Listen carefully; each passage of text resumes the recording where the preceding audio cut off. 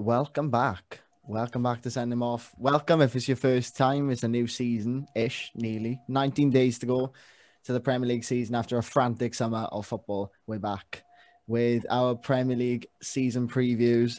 20 guests from all 20 clubs. My name is Sam, and joining me, as always, is my ever-present podcasting partner, Alex. How are you doing? Sam, you said we're back. We never really left. We really didn't, did we? We never went. I think we had our last episode of the season about 4 or 5 times. Just 3, 4, 5 times. Something more like stuff that. happening, so we just came back. Couldn't anyway, stop. But we are back, yeah. And we're delighted. Well, we're delighted to introduce our first guest of the season, first guest of this season preseason review, David from the Blue Moon podcast. Hi guys, how you doing? Yeah, not too bad. Thank you for joining us, David. So, anytime. So you're representing Man City. You are their representative on Send Him Off. Man City ambassador. Yeah, I do apologise to everybody. It's all right. In the Euros review, we represented Wales, so you you've just got half a city, so you'll be fine. Set your expectations on the floor, and I can still get under that bar. Don't worry. So obviously Champions last year, pretty good season for you guys. Bar the Champions League final, if we're allowed to mention that. Yeah. I suppose my first question is what I've been sort of mulling over. I've been going over my notes with Man City and looking at last season, looking ahead to this one. I can't quite decide if Pep Guardiola is going to go, look, we won how many Premier Leagues? Let's go for the Champions League. And because we're not going to finish outside top 4, realistically. Let's go Champions League. Do you think that's perhaps a possibility? There is absolutely no way on earth that he does that. Really? He just doesn't do that. The fact that take the League Cup. The reason City win the League Cup every season is not because they've got a deeper and stronger squad than anybody else. It's because he plays the bloody first team in it. So everybody else rotates the squad, and City play first team players with 2 youngsters in there, and then everyone goes, "Oh well, City are in the final again." And it's because I think, with my cynical hat on, I think what Guardiola is doing is winning as many different trophies as he can, so that when he leaves City at whenever he decides that his time's up, he's already staying here longer than he's stayed anywhere else. But he just walks away and he says, "Well, I've won you X number of trophies in X number of years, and so what if 100 of them are the League Cup? It doesn't matter. It's still in a purely data perspective, he's just racked trophy after trophy after trophy." So there's no way that he looks at the Premier League and goes, "Well, we'll focus on the Champions League." Because the other side of it is, how do you focus on the Champions League? That City will go in as a pot 1 side again next season, so they'll in theory get a group that's pretty easy to kind of get through. They could lose a couple of games in the group and still comfortably make it into the knockout phase. So you've got up until at least February there without having effectively a meaningful game in the Champions League, because say what you want about the competition, the group format at the start of it is not the most exciting because there's very little jeopardy in that. So assume that they win the first 3 games of the group, maybe three wins and a draw in the 4th game, and they're pretty much through. He looks at the season then and goes, "Well, we've got a free run at all the other competitions now until the Champions League comes back in February." And they found last season that I think the reason why last season they didn't run away with the league as they had done, a couple of years earlier, and as Liverpool had done, the season before, was simply because he was focusing on the Champions League last season. He was saying, we've got leeway in the Premier League. We've got this points barrier that we've built up. So let's use it. Let's allow the fact that teams like Leeds will come to the Etihad and beat us. Let's accept that we will drop points, and we will go hell for leather and play the first team as we want to play in the Champions League. Then, as you mentioned, the final comes along, and he can't help but scratch that itch of making things a bit weird for no reason.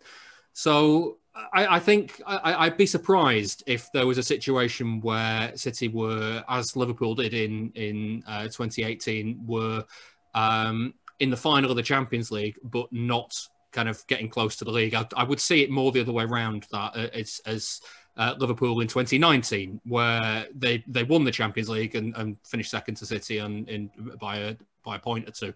That's kind of how I expect it to go. And listen, they may fall apart next season. They may have just, as it happens, mastered how to play football in the pandemic, and then all the problems that they had pre-pandemic come flooding back next season, and it all falls apart, and they don't get near to the title. That won't be because they're focusing on the Champions League. It'll just be because whatever issues they've got are there and being exploited. That's such an interesting point of it, because me and Sam are both Swansea fans. I don't think I've ever thought about anything like that from that point of view. Do you know what I'm saying? Like, we've never had that luxury. Yeah, exactly. Yeah. I was going to say, we've never been in a place where we've been so far ahead where we can think about, okay, let's focus on other competitions. I think that's what the coaches do, and I think that's what, the backroom staff are doing. They want to try and feel the same team so they can have that, buffer if you want. Yeah, that's such an interesting way. I am being a little bit disingenuous to the depth of the squad as well when I say about the League Cup side, because obviously City's squad is stronger in depth than a lot of other teams in the Premier League. I think there's a very, very big misnomer around City about how good the depth of the squad is. And it's really, I'm going to say it's really hard to say this without sounding like a spoilt little brat. So I appreciate how it sounds to anybody who's not a City fan. But the problems that City have when they rotate the team are generally because the chosen personnel are not in the right places.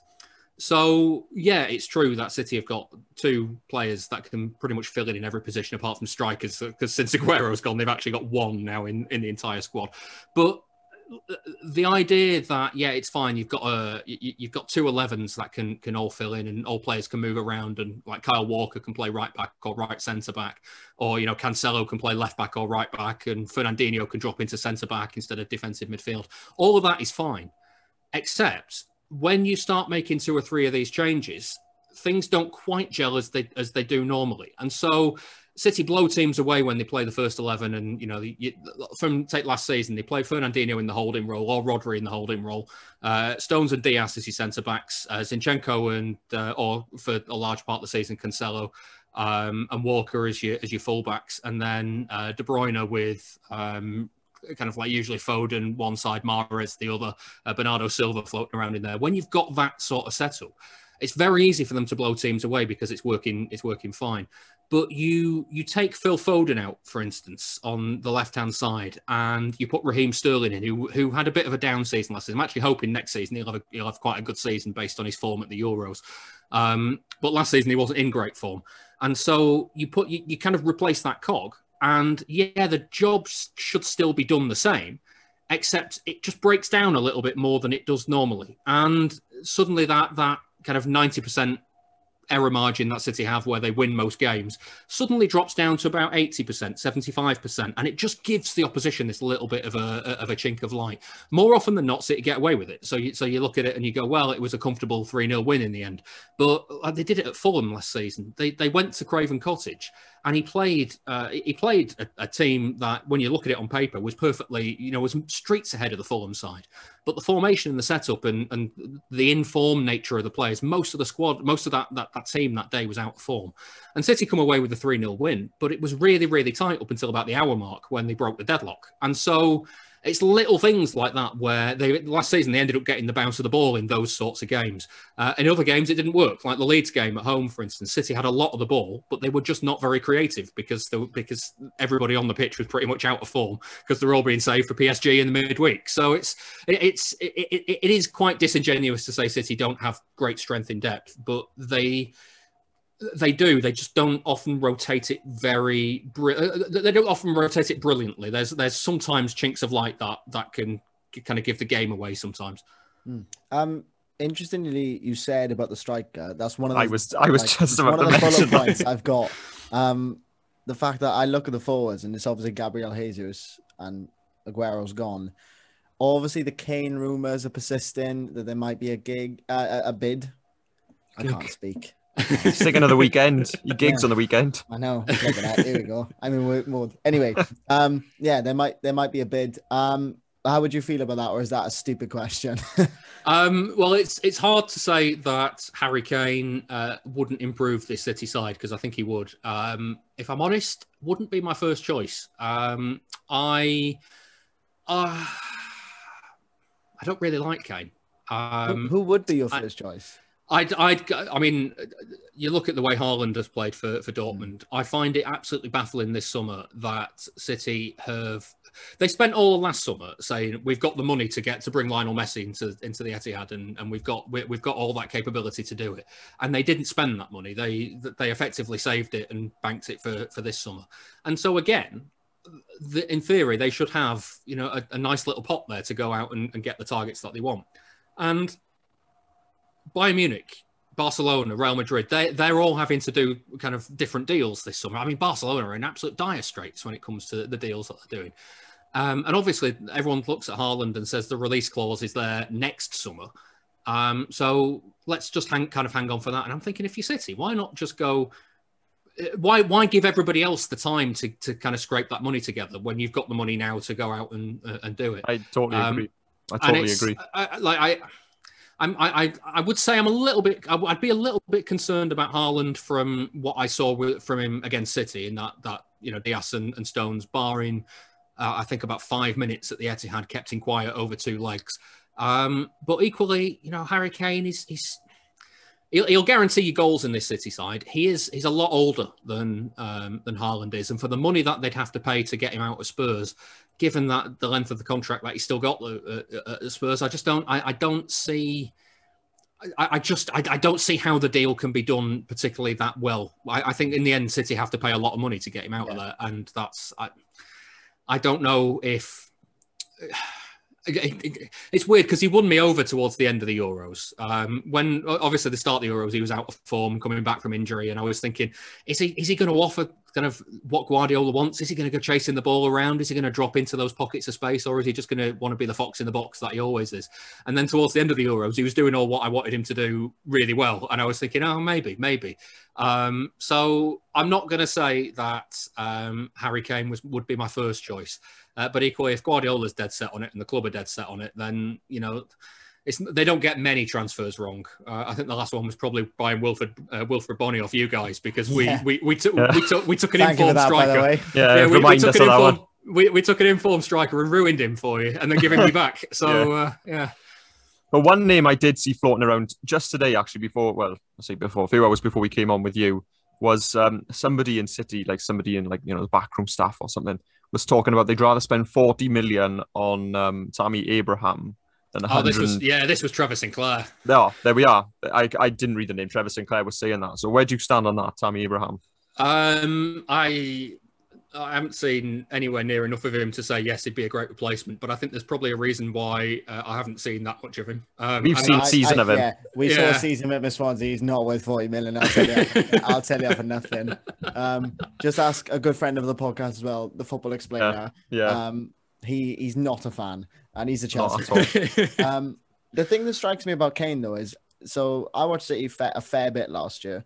And it seemed to me that particularly when Jesus was playing, or they played with almost like a false 9 sometimes, almost like it was. It's a damning indictment, isn't it, on Jesus' season last season, that they played a false 9 for so much of it, given that he was the only fit striker for large parts of it, and he didn't get in the team, or he played wide left. So I think although Kane is a striker, he can fit into that false 9 role, because I think he actually plays a sort of a false 9 role. He can play a number. He can even play a number 10 and at Spurs he'll drop back. You let Moura and Son run, and you're gonna have willing runners in Sterling, in Foden, in Mahrez, in Torres.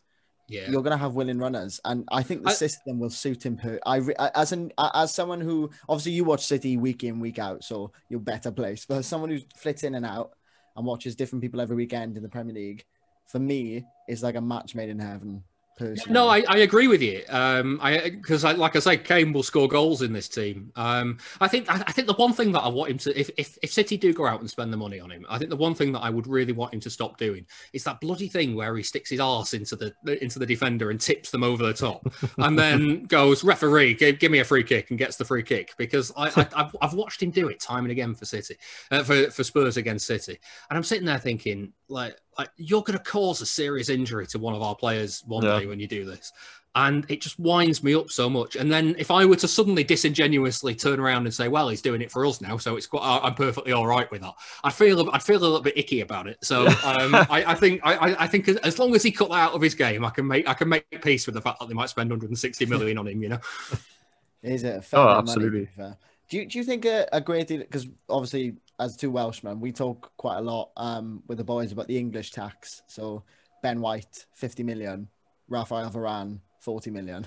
Like, I'm not sure how that adds up. Other than it's because of the fact he's Because English. he's English. And Do you think because Kane is English, that price is higher than it would be? I think it's probably more that he's got 3 years left on his deal at Spurs, so I think that's the biggest stumbling point. It's interesting you say that, because there was an issue with City and foreign players about 2 years ago now, when Maguire went to United, because going into that season, City's plan was always to have to basically mould Fernandinho into a centre back. But Vincent Kompany retired, and it threw a spanner into it. Well, he didn't retire; he moved on to Anderlecht and then retired. But it threw a massive spanner in the works, because they then had to go out and get another centre back, and they had one too many foreign players at that point, because they couldn't go out and buy a foreign centre back based on the other players that they brought in that summer, because they couldn't register another foreign player. They had to go out and buy an English centre back. So they identified Maguire as the one that they wanted. And then they went to Leicester, and Leicester said, well, actually, we don't want 70 million, we want 80 million. And United were perfectly happy to pay that, and City had set their valuation at 70. And they couldn't sort out a deal between the two sides. And that was another one of those situations where I personally don't think Maguire would have been the answer to City's problems that season. But if the club did and the board did, why not just pay the extra 10 million? Because they've got you over a barrel. You can't go out and negotiate for someone like Varane, for instance, because you can't sign another foreign player. Unless you get rid of a foreign player. Well, if you're getting rid of Otamendi at that point, for instance, then you're still in the same boat. You're still one centre back down. So there is something in it, and I think it has to be a very specific set of circumstances.